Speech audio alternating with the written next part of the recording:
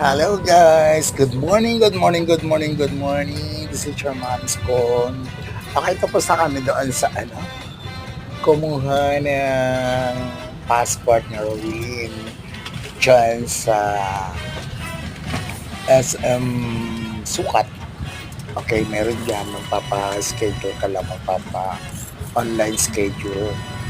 So nakakuha na kami. Bali, second time namin doon, bumalik kami kasi kailangan ng police report dahil nawala yung kanyang passport.